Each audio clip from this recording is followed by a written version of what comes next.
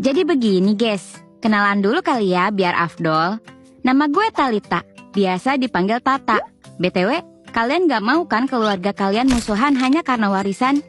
Ya kalau itu One Piece sih gue rela rebutan. Tapi ini lain. So, izinin gue berbagi cerita ke kalian. Mari ke menu utama cerita dari gue.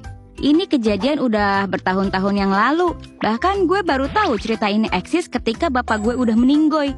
Dan gue tahu cerita ini dari nenek gue. Yap, bapak gue meninggoy ngedului nenek gue. Tapi bukan itu intinya. FYI, nenek gue adalah anak pertama dari 2 bersaudara.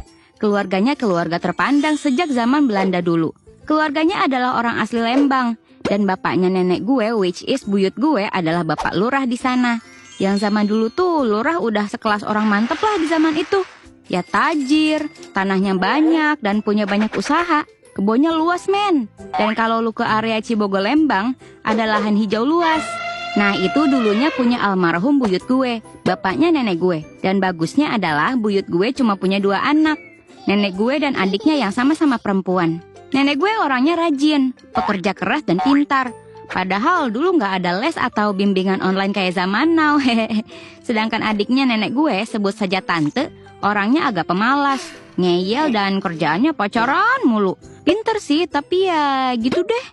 Sementara tantenya ini dimanja gitu sama orang tuanya. Mungkin karena bungsu kali ya, jadi agak beda gitu sifatnya. Ya gue tahu nggak semua bungsu kayak gitu. Jadi please jangan hujat gue.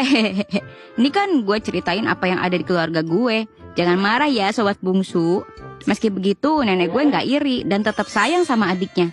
Gue nggak tahu sih. Kalau gue sih udah ceramah no jutsu ada macam gitu. Nenek gue orangnya terlalu baik dan gak enakan sih.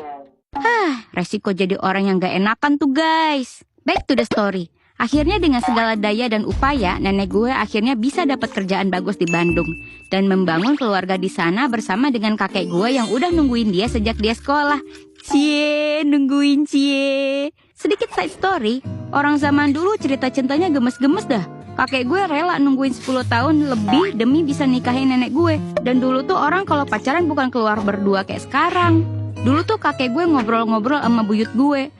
Lah, nenek gue nya malah sembunyi di dapur sama emaknya karena malu. Katanya ada si Akang.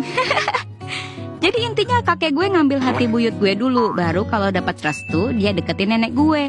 Kayaknya di zaman segitu dulu belum ada tuh cegil-cegil nggak jelas kayak sekarang. So, bagaikan seorang visioner, buyut gue udah nulis surat wasiat buat anak-anaknya supaya nggak berantem. Apalagi sampai adu domain expansion. Singkat cerita, setelah bertahun-tahun, akhirnya semua anak buyut gue udah berkeluarga. Dan mulailah buyut gue bagi-bagiin giveaway. Maksudnya warisan ke anak-anaknya. Buyut gue tulis secara detail mana aja buat nenek gue dan mana yang buat si tante. Nenek gue kebagian rumah dan kebun yang letaknya masuk gang. Sementara si tante dapat rumah yang letaknya ada di pinggir jalan. Kalau dihitung lagi, sebenarnya luas tanahnya sama kok dua-duanya. Cuman yang punya nenek gue rumahnya kecil aja. Depannya kebun bunga. Sementara punya si tante, tanahnya udah dibangun rumah gede dan disisain di belakang buat kolam ikan gitu. Bahkan saking visionernya, tanah kuburannya pun udah buyut gue siapin. Sampai katanya gue sendiri juga udah punya lahan sendiri kalau meninggal nanti. Bener-bener mikirin dari hidup sampai mati deh buyut gue. Goks kata gue teh. Setelah kedua buyut gue meninggal, akhirnya warisan dibagikan. Dan si tante menempati rumah yang di pinggir jalan tersebut.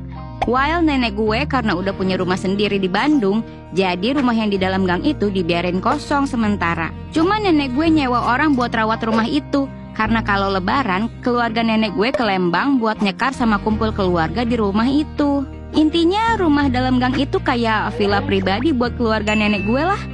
Sekalian kan lumayan bisa silaturahmi juga sama keluarga tante. Awalnya gue pikir selama ini kalau lebaran terus silaturahmi ke rumah tante, hubungan mereka adem ayem aja. Ternyata enggak gengs.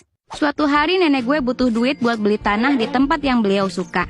Intinya udah cocok banget lah nenek gue sama tempat ini. Dan pengen beli sebelum diserobot orang.